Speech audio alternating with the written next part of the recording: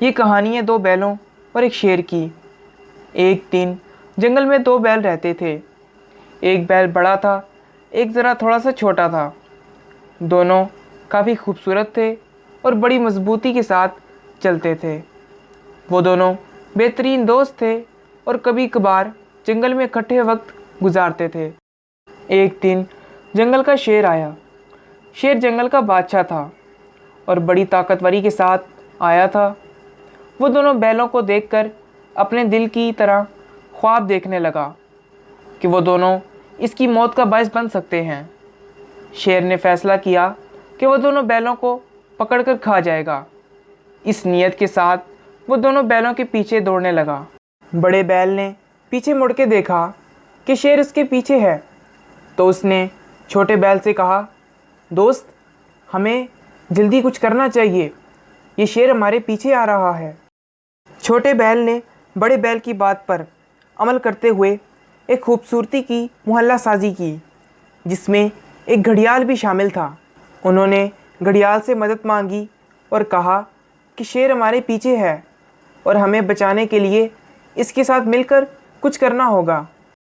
گھڑیال نے ان کی مدد کی اور ایک منصوبہ تیار کیا۔ شیر کو بلایا اور کہا کہ وہ جنگل میں ایک مقام پر جا کر پانی پینے کی کوشش کرے۔ شیر نے گھڑیال کی راہ میں جا کر پانی پینے کی کوشش کی، لیکن اس کے پاؤں پھنس گئے۔ وہ پانی کی طرف نہیں پہنچ سکا۔ اس وقت بڑی سی بیل نے اور چھوٹی بیل سے کہا، دوست، یہ دیکھا آخر شیر کا کیا حال ہوا۔ ان دونوں نے شیر کو پکڑ لیا اور خوب اچھے سے دھلائی کی۔ اس کے پیر کیچڑ میں پھنس چکے تھے، جس کی وجہ سے وہ باہر نہیں نکل پا رہا تھا۔ آخر کار بیلوں نے اپنی ذہانت اور مل جل کر کام کرنے کی قدر کی۔ وہ دونوں نے مل کر شیر کو شکست دی اور جنگل کی سلامتی کو برقرار رکھا۔ شیر ہار مان چکا تھا اور وہ اس جگہ سے واپس چلا گیا اور اس نے سوچ لیا کہ وہ دوبارہ یہاں کبھی نہیں آئے گا۔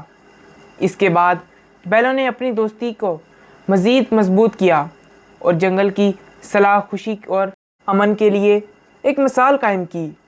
اس کے بعد سے جنگل کی حکمرانوں نے بیلوں کو جنگل کی حفاظت کے لیے اہمیت دینے لگے اور وہ جنگل کی حفاظت کاروں کے طور پر کام کرنے لگے۔